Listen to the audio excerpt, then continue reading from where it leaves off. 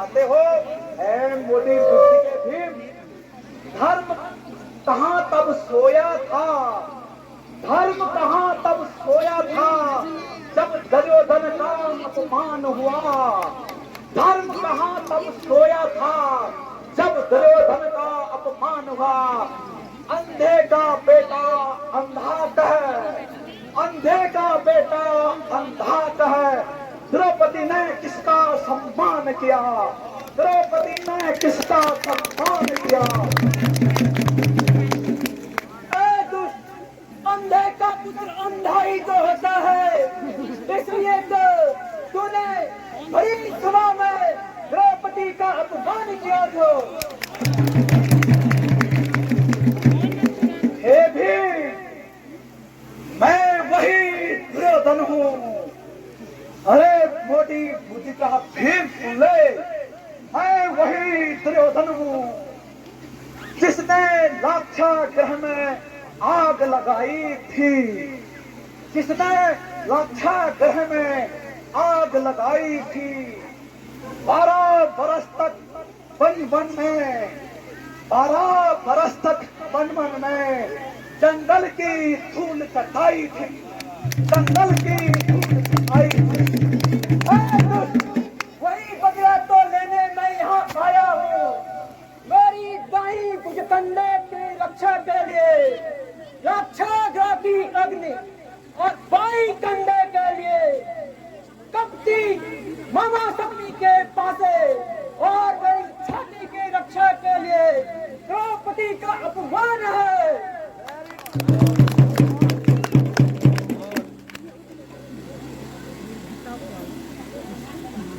5 पांडवों को रुलाया है मैंने।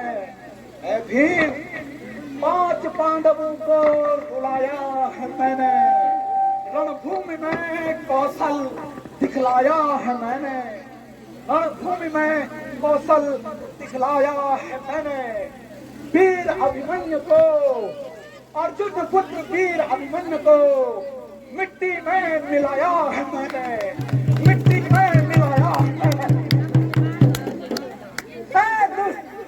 तुझे अपने पे इतना ही अभिमान है तो तू मान सरोवर में छुपा था। हे भीम, हे भीम कर युद्ध मुझसे, हे भीम कर युद्ध मुझसे। मैं तुझे मार दूंगा, मैं तुझे मार दूंगा। है अभी दम बाजुओं में, है अभी दम बाजुओं में। ये तुझे दिखलाता हूँ, ये तुझे दिखलाता हूँ।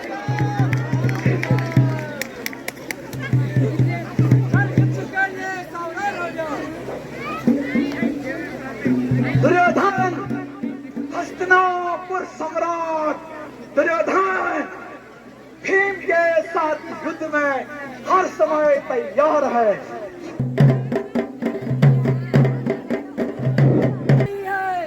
दूर हट जा मेरी आंखों से, अकाल मृत्यु वो मरे।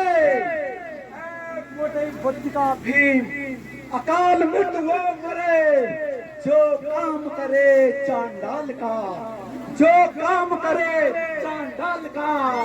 काल भी उसका क्या करे, काल भी उसका क्या करे जो भक्त है अकाल का, जो भक्त है महाकाल का।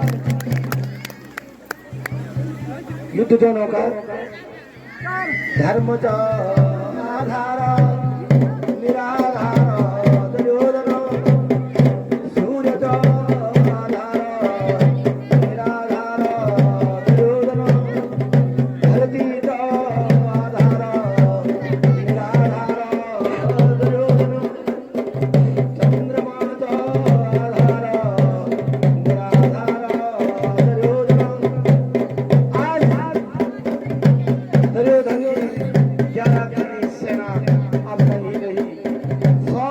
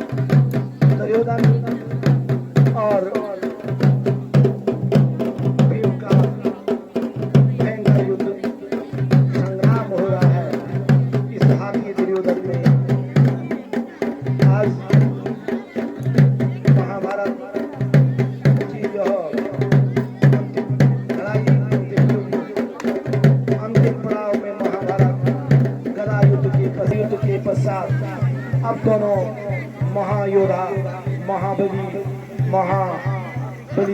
भरी सभा में दुर्योधन ने द्रौपदी के वस्त्र उतारने का प्रयास करवाया और उसको अपनी जान में बिठाने के लिए दुशासन को आदेश दिया। उस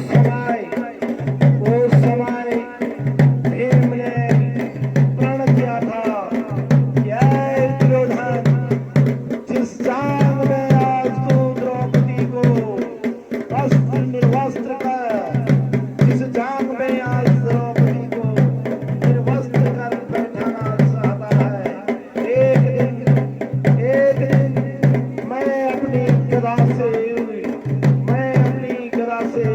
तेरी जान को तोड़ दूंगा। सजना, यहाँ पर एक छोटी कहानी और आती है कि जब गांधारी को मालूम था कि अब दुर्योधन एकमात्र मेरा पुत्र रह गया है, तो गांधारी ने दुर्योधन से कहा था, दुर्योधन, कल सुबह तुम्हारा स्नान के बाद निर्वस्त्र होकर मेरे सामने आ जाना और मैं तुझे वज्र का बना दूंगा। लेकिन दुर्योधन गंगा स्नान के बाद जैसे ही निर्वस्त्र अपनी मां के सामने आ रहा था, रास्ते में भगवान श्री कृष्ण मिल गए। और ये बात भगवान श्री कृष्ण जानते थे कि यदि आज दुर्योधन वज्र का बन जाएगा तो भीम दुर्योधन का वध नहीं कर पाएगा।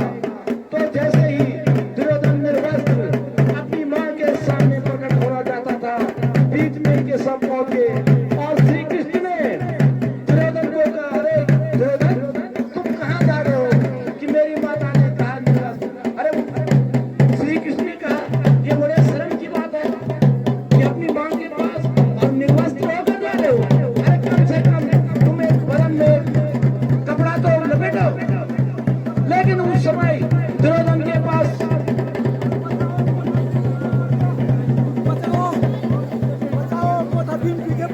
वस्त्र पहनने के लिए कुछ नहीं था, तो उधर एक केले का पत्ता था और दुर्योधन ने अपने नीचे कमर में जैसे ही केले का पत्ता लपेटा और अपनी मां के सामने पहुंच जाता है।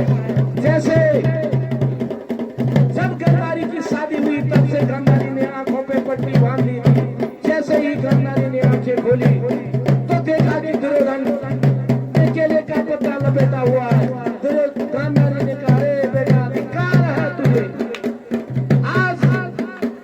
मैं तुझे जो वरदान देना चाहती थी तूने वो चूक कर दी और जांग का जो हिस्सा था वो ढक गया और जांग का हिस्सा ढक गया, सारा शरीर वज्र का बन गया, लेकिन जांग मांस की मांस ही रह गई।